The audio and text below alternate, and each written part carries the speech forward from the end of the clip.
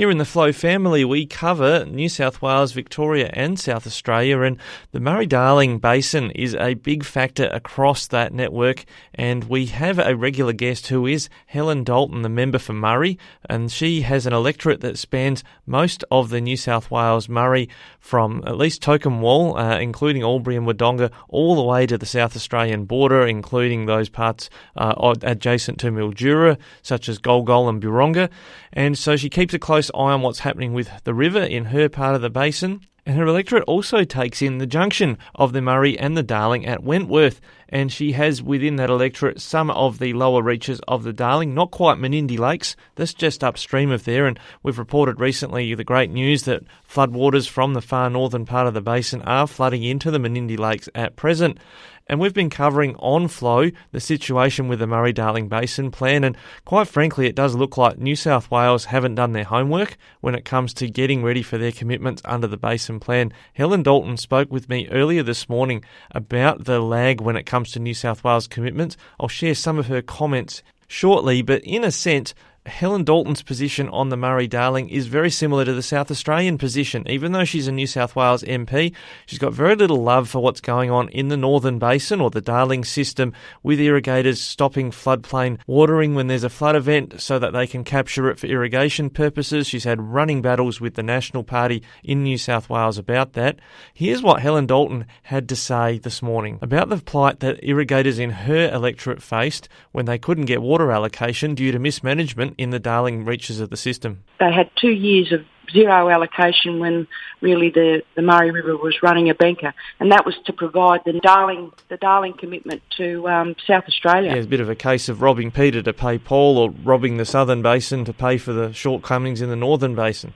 That's right, and I think we need to look at some of the laws with the plan and make the adjustments that are needed. I think that there's got to be some fine-tuning. They do talk about adaptive management. Some of these numbers that they've plucked out of the air are not right. At Flow News 24, we've kept asking ministers from the Basin states what their position is about the Basin plan and the deadlines in 2024 that have to be reached. And Victoria and New South Wales ministers, that's a Labor minister in Victoria and a Liberal minister in New South Wales, and they've both been saying they need more time, they need the Basin plan to be amended so they can have more time to achieve water recovery targets. And a big reason has been they haven't been able to secure community support in the case of Victoria for the intermittent flooding of river channel properties when it comes to sending water down into the Murray, and in New South Wales the drying out of Menindee Lakes, and the local community are very angry about that. So we've been watching with interest after the ministerial meetings that you can't be privy to. They're all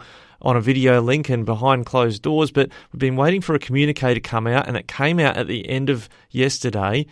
about what happened at that meeting, and naturally it's got some cautious language to represent the very robust debate that the Minister, Keith Pitt, the Federal Minister, told us there was a very robust debate within the room about where New South Wales and Victoria were up to with their commitments. It's quite clear from that and a parallel communique from the Murray-Darling Basin Authority that came out yesterday as well, that there is disquiet about New South Wales's performance in its commitments and reaching its targets under the Basin Plan. Quite clearly, the analysis shows that they are not going to reach the full water recovery targets by 2024 across the whole basin. They'll get about 75% of the way to the 605 gigalitres of extra water they're trying to